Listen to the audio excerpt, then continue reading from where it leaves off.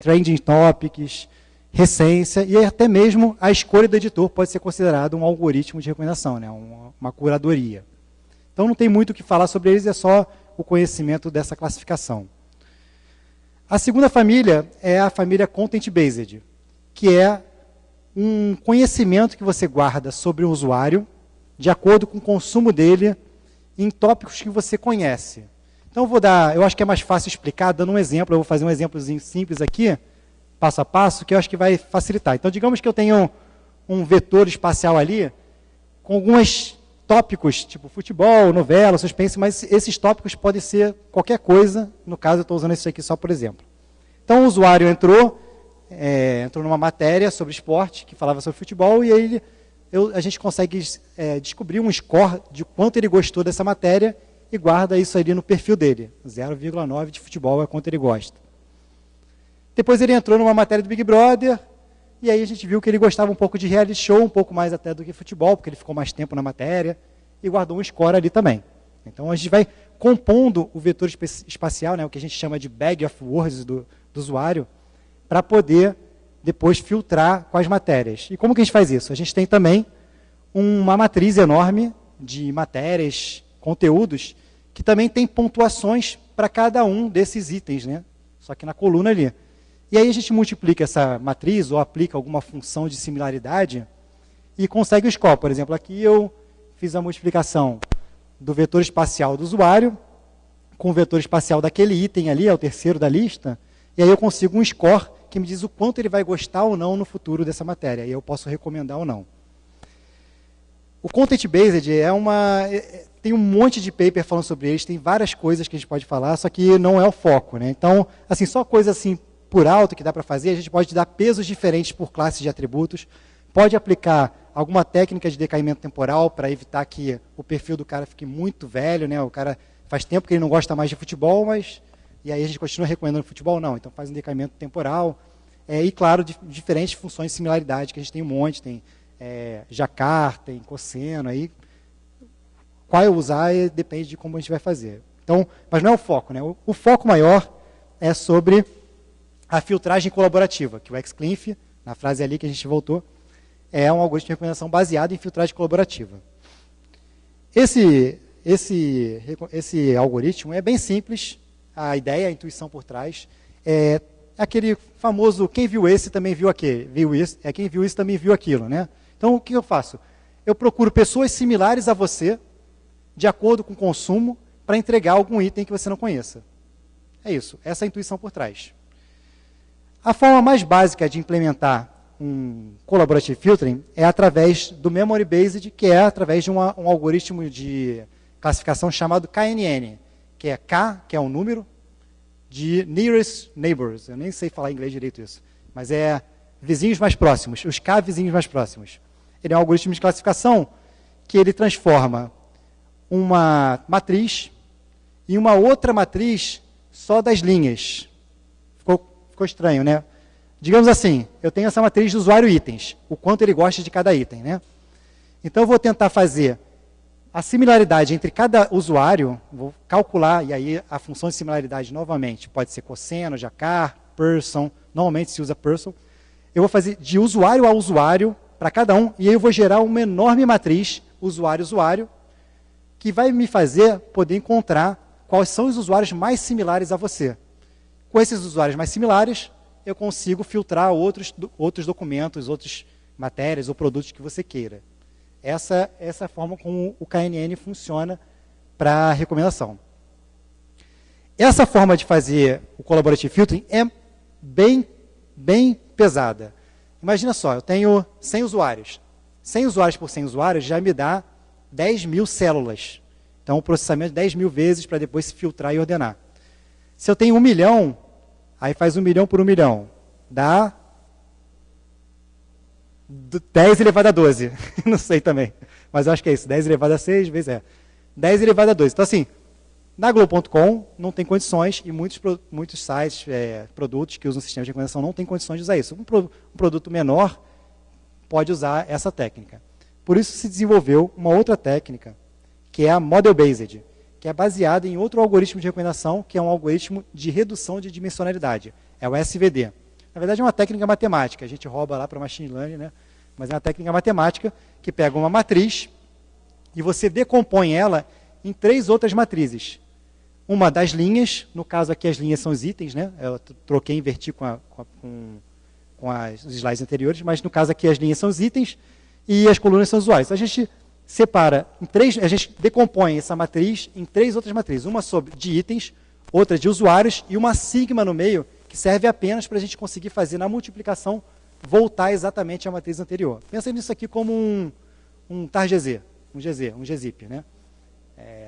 Ali nos itens, o que ele coloca nessa matriz de itens são números que você não consegue entender o significado, tanto na de itens quanto na de usuários, né? O que a gente chama de fatores latentes. Mas o SVD, puramente como ele é, não pode ser usado para collaborative filtering, porque ele transforma numa cópia exata, eu consigo voltar exatamente. Se eu fizer isso, exatamente na volta, eu tenho um overfitting. Então, criou-se um SVD++, né? O pessoal publicou o paper de SVD++, e aí depois veio um monte de paper falando sobre as diversas formas de fazer. No SVD++, a gente tem só uma aproximação. A matriz de usuário item gera 2 outras matrizes de usuário e item, só que se você multiplicar essas 2 matrizes, ela volta aproximado à matriz original, ela não vai igualzinha. Aqui está um exemplo aqui de como seria. Se eu multiplicar ali o vetor do usuário B pelo vetor do item W, ele vai dar um valor aproximado, mas não igual. Isso me dá condições de eu encontrar os espaços vazios na matriz. Então, eu consigo descobrir quais seriam os scores de cada usuário para cada item que ele não conhece ainda. Como ele chega nesses valores do usuário item é através de um gradiente descente. A gente primeiro tem que ter uma função, né, definida uma função para similaridade, para conseguir descobrir como voltar, como ir. E aí, no caso desse exemplo, é a média de erros quadráticos. Nessa função, eles geram as derivadas parciais da matriz de item e a derivada parcial da derivada de usuário. E aí, a cada iteração do gradiente vai descendo até chegar no mínimo global. Como essa função ela é, como eu diria, convexa, né? Ela é convexa, eu consigo chegar no mínimo global. Mas isso aqui é uma função de regressão. Como eu falei antes, o XClinf ele trabalha com uma métrica de ranking, né? Então, isso aqui é uma métrica de regressão, para o XClinf é uma métrica de ranking. Então, vamos ver o que é uma métrica de ranking. Novamente, eu não consigo explicar com palavras, eu prefiro explicar com exemplo, assim, tem uma deficiência... Aí, não consigo nem falar de novo, mas tenho. Então, eu vou falar com exemplos o que é uma métrica de ranking. Vamos dizer que tem esse usuário e ele gosta da série Sob Pressão num score de 0,9, é o quanto ele gosta, né, que a gente identificou lá, o quanto ele gosta dessa matéria. E eu tenho 2 algoritmos. Um algoritmo retorna aquela lista ali naquela ordem, sendo que o sob pressão está em segundo lugar dessa lista. E o algoritmo 2 retorna o sob pressão no primeiro item ali, mas naquela ordem ali, né, com aqueles valores. Se eu usar uma métrica de classificação, vai dar empate os 2 algoritmos. Porque ambos os algoritmos conseguiram achar no threshold de 3 ali o sob pressão, certo? E aí está errado, porque se você olhar o algoritmo 2 é melhor, né? Se você olhar com uma métrica de regressão, o algoritmo 1 ganha, porque o erro de 0,9 menos 0,8 é menor do que o erro de 0,9 menos 1,2, né? Menor em termos absolutos, né? Mas a métrica de ranking não. A métrica de ranking ele vai encontrar, porque a primeira posição é que foi encontrada o sob pressão, que é a preferência do usuário. Então, para a recomendação de conteúdo, que é essencialmente um problema de filtragem e ranking, as métricas de ranking parecem funcionar melhor, né? Eu falei parecem porque uma coisa é a teoria, mas depois, quando vai para a prática, pode ser diferente, acontece muito. A métrica de ranking, e aí tem várias métricas de ranking, né? Mas a métrica de ranking que o XClinf, que é o algoritmo que a gente vai falar, usa é o Mean Reciprocal Ranking, né? É uma variação dele, na verdade. E aí eu vou também, de novo, explicar com um exemplo, que é mais fácil do que mostrar a matemática grega aqui. Não que eu não vá mostrar a matemática grega, eu vou mostrar Alguém sabe falar grego aqui? Não? Vai ter muito grego aqui. Mas aí eu tento traduzir para Python. Python, alguém fala? Alguém fala Python? Python a maioria fala, tá? Python é mais fácil. Eu acho Python mais fácil também. Grego é difícil. Então, vou fazer com exemplo, depois eu mostro o grego. Digamos que eu tenho um algoritmo aqui que retorne para cada usuário aqui essa lista de usuários nessa ordem, né? Da esquerda para a direita é o quanto o algoritmo acha que é melhor para cada usuário. E os programas que não estão ofuscados são os que realmente o usuário gostou ou gosta. Então, o usuário 1 gosta do segundo programa, então o rank é 2. O usuário 2 gosta mais do primeiro programa, então o rank é 1. Vejam que é indexado por 1, é igual Pascal. E o user 3 é ranqueado por 3. Né? De posse dessas variáveis aí, eu consigo botar no grego aqui. Na matemática grega, é simplesmente um somatório desses 1 dividido por esses ranks, e depois eu faço a média dividindo pela quantidade de amostras, no caso, 3. E aí dá um MRR de 0,61. Essa é a métrica de ranking. Se a gente apresentasse só o grego ali, a gente, nossa, coisa feia, muito difícil. Não, é simples, né? Bom, então, agora ficou bem mais claro o que é o XClinf, né? Um algoritmo de recomendação baseado em filtragem colaborativa com a métrica otimizado pela métrica de ranking. Bem tranquilo. Então, a gente pode falar exatamente sobre ele, né? Isso aqui é o acrônimo dele, Extended Collaborative Filtering, Extended Collaborative Less is More Filtering. E o Extended, na versão original dele, porque na verdade ele é uma modificação de um outro algoritmo, chamado CLINF, que é quase a mesma coisa sem o Extended. Vale a pena a gente falar sobre ele. Qual a diferença? O CLINF faz a mesma coisa que o XClinf, na verdade o contrário, né? O XClinf faz a mesma coisa que o CLINF, só que o CLINF leva em consideração apenas dados unários. Se você viu e se você não viu. O não viu é descartado, então não pode se chamar de binário, né? Porque seria não gostou, né? Mas não é verdade. Se você conheceu se você comprou tal produto, aí a gente coloca 1. Se você leu tal livro, coloca 1. Então, o CLINF é para esses casos em que o dado unário é importante. O XClinf é uma evolução dele para levar em consideração um grau de relevância de quanto você gosta de cada item. Então, é bem parecido. Por isso que vale a pena, então, a gente dar uma olhada no que tem em comum no CLINF para entender o XClinf. CLINF sem o X da Xuxa. Não posso mais falar Xuxa porque não é mais da Globo. Então, voltamos para o mean reciprocal error. Mean reciprocal ranking. O CLINF, aí eu estou falando do paper do CLINF. Ele pega esse mean reciprocal ranking, agora vai começar um grego bem intenso aqui. Então, ele primeiro extrai a parte de somatório e não usa o mean. Ele vai usar, na verdade, só o reciprocal ranking. Não vai usar o mean, não tem necessidade para fazer o algoritmo. Aí você vê aqui, mas mudou para caramba, né? Está bem diferente aquilo ali dali. Mas não é bem assim. É porque ele tenta definir em termos matemáticos como seria a programação também. Essa parte aqui é só um if ali, só para verificar se o ranking é menor ou maior, né, do que para poder descartar aquela iteração ou não. Então, esse cara aqui a gente pode ignorar um pouco do funcionamento. Então, fica bem parecido. Mas aí tem aquele Y e J ali, né, bem tenso também. Não é tenso. Ele é só o índice da matriz do usuário item para saber se ele consumiu ou não. Né, porque esse é o CLINF, ele consumiu ou não, unário. E aí fica bem mais simples a matemática, quando a gente já sabe exatamente o que é cada coisa. Só que vai complicar. Em primeiro lugar, essa função, ela não é... Eu não sei nem se dá para falar isso em português, eu estou chamando de suave, porque ele fala smoothness, né? Então deve ser suave, né? Então, ela não é suave o suficiente para que a gente consiga gerar derivadas parciais para poder fazer o gradiente descente e assim o XClinf, certo? Então, ele primeiro suaviza essa função, aproximando algumas coisas. Então, aquele y ali dividido pelo ranking, ele vê que é parecido com a sigmoide, que é uma função facilmente derivada, diferenciável, né? Então, botou a sigmoide. Aquele outro termo lá bizarro que a gente olhou, que é só o if, ele tem que ser feito via matemática, senão eu não consigo diferenciar também. Então, ele também aproxima de uma sigmoide, só que da diferença do dot product entre esses dois vetores dos dois itens que estão sendo diferenciados. Né? Vocês sabem que o dot product é uma função bem comum de vetores, assim, você multiplica dois vetores, aí dá um número, Aí depois vale a pena dar uma pesquisada legal sobre dot product, operações de álgebra linear, né? Bom, então, mudando essas coisas, vira essa outra função aqui, fica cada vez mais feia, cheio de grego, e eu imagino que quem nasceu na Grécia consiga entender matemática muito melhor.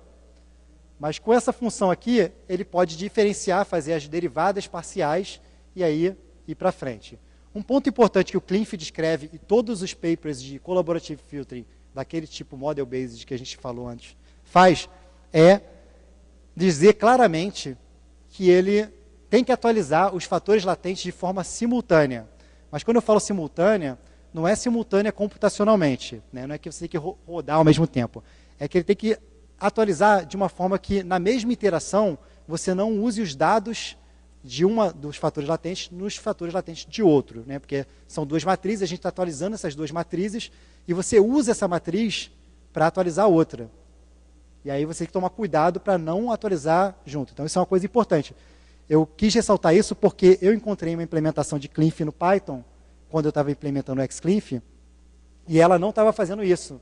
Aí eu fiz um pull request lá, o cara não aceitou, porque também ele não fez o algoritmo em si para ser uma biblioteca para ser usável. Foi uma pesquisa dele, tem muito disso quando o pessoal faz algoritmo de machine learning, faz só para pesquisa, vê o resultado e depois joga fora e nunca mais mexe. Mas tem que tomar bastante cuidado com isso. Agora vamos com o Xklinff com X, que não é da Xuxa, porque não é da Globo.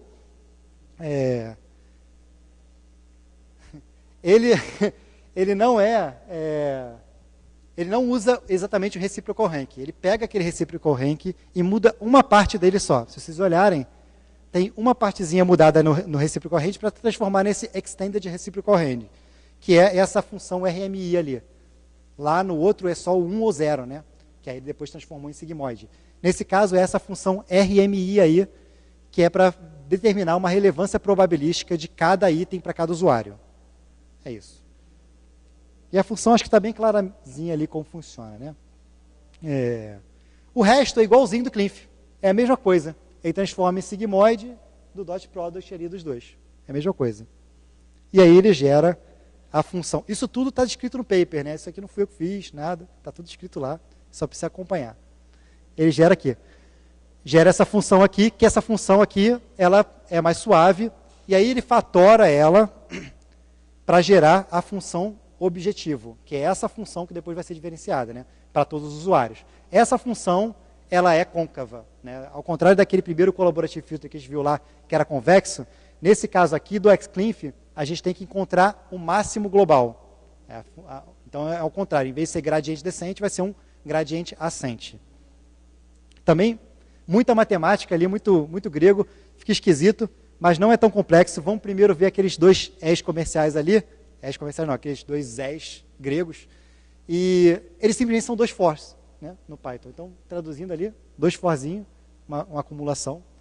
Aquela parte ali de baixo também parece complexa, mas todo paper de collaborative filtering vai ser encontrado isso, porque ele simplesmente é um fator de regularização para evitar overfit. Então, é para evitar que fique exatamente igual. Então, todo paper de collaborative filtering vai ter isso aqui, talvez com uma variação ou não. Então, é bem tranquilo essa parte.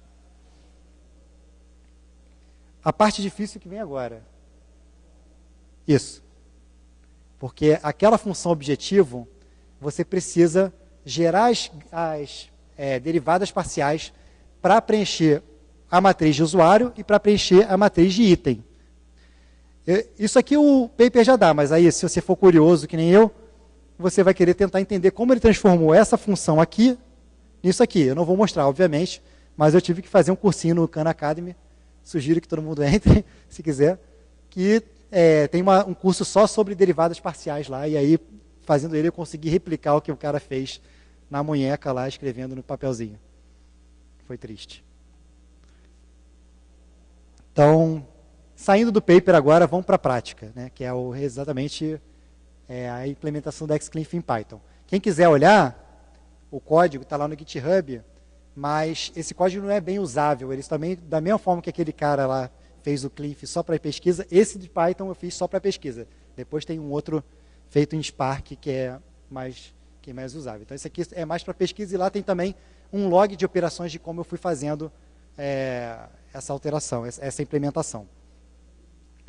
Primeira coisa de implementar esse paper, de qualquer paper que você pega para implementar, é tentar replicar a validação offline, né, o protocolo de experimentação que ele fez no paper para ver ou se o seu código está correto ou se o paper está correto, porque às vezes a pessoa fez errado e tal. Mas aí eu consegui replicar exatamente os mesmos valores que eles conseguiram, né? Que ele consegue uma variação do MRR entre 0.6 e 0.10. Aí eu consegui também chegar em várias execuções disso. Você pode ver que eu tenho o dataset de treino ali e o dataset de teste, ambos crescem exatamente no mesmo período de iterações, as iterações estão embaixo, e eles chegam ali no 0.9, 0.8, muito bem próximos do mesmo número de iterações. Então não houve overfit, ele conseguiu chegar bem legal. O único problema é que o protocolo de validação que está descrito no paper do Xclinf, eu achei muito estranho. E aí eu vou também de novo mostrar com exemplos. Digamos que eu tenho um usuário e ele tem 6 itens que ele gosta lá no dataset. O protocolo de validação do paper do Xclinf, ele pede para você pegar os top K itens desse usuário para treino e os top K posteriores para teste, né, para fazer essa validação offline. Eu achei isso estranho porque não necessariamente os itens que você viu depois são os que você menos gosta, né? Então, se você faz a validação, na verdade você está fazendo a validação com treino para tentar descobrir os posteriores programas que você vai gostar, né? Teoricamente. Então, achei que não estava muito interessante essa abordagem, embora eu tenha replicado lá. Então, eu fiz um outro protocolo de validação utilizando uma aleatoriedade, né? O dataset do MovieLens, a gente seleciona aleatório primeiro pega os top K programas que o cara gosta, desses top K seleciona, quer dizer, top K vezes 2, né? Depois pega K itens para treino, K item para teste, isso para cada um dos usuários aleatoriamente, né? Então, nesse novo protocolo, eu consegui alcançar um MRR bem maior do que, inclusive, do próprio paper, né? Mostrando que o protocolo estava meio errado ali no paper. Errado, não é errado, mas poderia ser melhor. O Xclinf chegou a MRR 0.24, bem mais que o dobro. Só que como eu mudei o protocolo, eu também tenho que validar nos outros algoritmos que o paper também valida, né? Porque ele compara o Xclinf com outros algoritmos no paper. Só que, eu não vou ficar validando com todos os algoritmos que ele valida lá. Então, eu só validei com o algoritmo que a gente usa lá na Globo.com para Collaborative Filtering hoje, que é o ALS. E aí, na validação offline, usando o dataset do MovieLens, o MRR chegou em 0.13, mostrando que o Xclinf é muito superior para essa métrica que o ALS. Só que isso, apesar de ter uma performance em termos de métrica boa, tem uma performance computacional horrível, né? Então, estou fazendo aqui um monte de fora aninhado, depois tem outro ali embaixo, outro fora ali, né? Tem muita coisa, assim, horrível, muito ruim. Né? Vocês lembram desse slide que eu mostrei anterior lá? E aí, a forma de resolver isso é usando o quê? Vetorização. Você pega essas matrizes, esses vetores, e em vez de você fazer for, você começa a vetorizar. Vou mostrar com um exemplo simples para ver como funciona isso. Digamos que eu tenho aqui um somatório do produto de um array ali que é o A, né? Esse array aqui. 1, 2, 3. Aí eu vou usar aqui o NumPy, que é uma biblioteca assim, a coraçãozinho. Então eu tenho esse array de 1, 2, 3, e eu vou simplesmente fazer o somatório do produto dela com ela mesma, certo? Com for, seria isso aqui. Né? Um for, eu boto uma variável de acúmulo ali, faço 2 fors e acumulo. Né? Horrível, né? O de n ao quadrado. Com algum esquema de vetorização, seria mais ou menos isso aqui. Esse tile aí transforma transforma o vetor em uma matriz, você soma, e depois você soma com o vetor inicial, e depois soma tudo, vira um valor só igualzinho. Você poderia também fazer isso aqui, simplesmente multiplicando A por A, e depois da soma multiplicar pelo tamanho do array. Então, tem várias técnicas que você pode fazer. Então, esse só foi um exemplo de como o código fica bem menor, só que menos legível, né? Eu, pelo menos, acho menos legível o uso do NumPy, mas, por performance, fica melhor. Então, um código que era assim, com 3 fors alinhados e um monte de coisa, virou um outro código, só que um for, também com um monte de coisa, e coisas mais feias ainda, só que com um tempo de processamento bem menor, 54% menor do que com os fors alinhados. Mesmo assim, com essa melhoria de performance, não foi possível usar o dataset da Globo.com. No caso, a gente tentou com o dataset do Globosat Play e do Globoplay usar a versão em Python, porque ela é single thread, né, só uma execução só, precisaria de um esquema de paralelização. Eu poderia alterar essa versão de Python para paralelizar, ou poderia usar alguma coisa que já nativamente é paralelizada, né? E aí a escolha foi usar o Spark, porque a gente já tem um cluster Hadoop lá na Globo.com, com muitas máquinas, que a gente pode paralelizar essa execução. E aí eu implementei esse mesmo algoritmo que foi implementado em Python, meio que uma cópia no Spark. Então, às vezes até o código está meio esquisito, porque não está Scala-like, né? Mas também não é tão 100% igual. E aí eu vou mostrar as coisas que tem diferente. Então, esse cara aqui é usável, vocês podem usar. Se vocês usarem Spark para fazer recomendação, vocês podem utilizar ele. Primeiro problema que diferenciou a implementação do Python com o do Spark é a ordem de como é representada as matrizes nas bibliotecas Java e Scala. No caso, eu estou usando Breezy, mas todas elas têm essa mesma ordem. Elas são ordenadas por coluna, em vez de ordenadas por linha. Como que isso funciona? Digamos que eu tenho aqui duas matrizes, né, aquelas duas matrizes. No NumPy, ele vai ordenar, vai representar como um array só, internamente, uma linha por vez, né, seguida. No caso do Breezy, qualquer biblioteca Java Scala, ela ordena por coluna. Não teria nenhum problema se fosse simplesmente uma representação interna dessas bibliotecas, mas elas também afetam o resultado de algumas funções, o que eu achei muito bizarro quando eu comecei a fazer essa transferência. Ela afeta, por exemplo, o reshape. É um exemplo. Se eu faço... Aí, vamos dar uma olhada para vocês verem como fica estranho. Eu tenho ali no original 1, 2, 3, 4, 5, 6, né? Duas linhas, né, com 3 colunas. 1, 2, 3, 4, 5, 6. Quando eu dou um reshape no NumPy, fica direitinho. 1, 2, 3, 4, 5, 6. Fica coerente, assim, visualmente você consegue entender o que aconteceu. Quando você dá um reshape no Breezy, olha o que acontece. É até difícil de entender o que ele fez, mas tem um certo sentido o que ele fez. Ele pegou aquele 2 lá, que estava na segunda linha ali, botou para baixo, e depois ele pegou o 6 e botou para baixo, né? Só que aí ficou totalmente fora de entendimento. Eu não consigo nem fazer os cálculos todos que eu fiz em Python usando um reshape desses.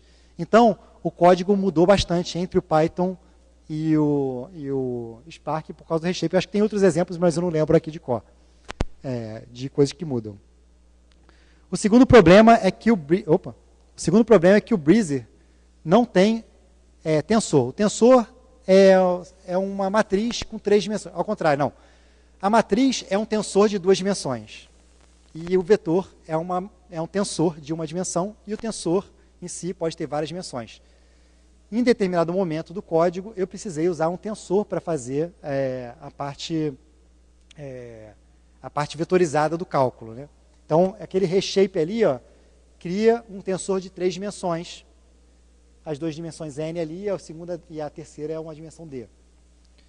Como o Breezy não tem tensor, eu tive que fazer loop no meio do Spark lá, e aí perdi um pouco de performance nisso. Aí eu estou trocando um pouco de performance por paralelismo, né? Então, é o jeito.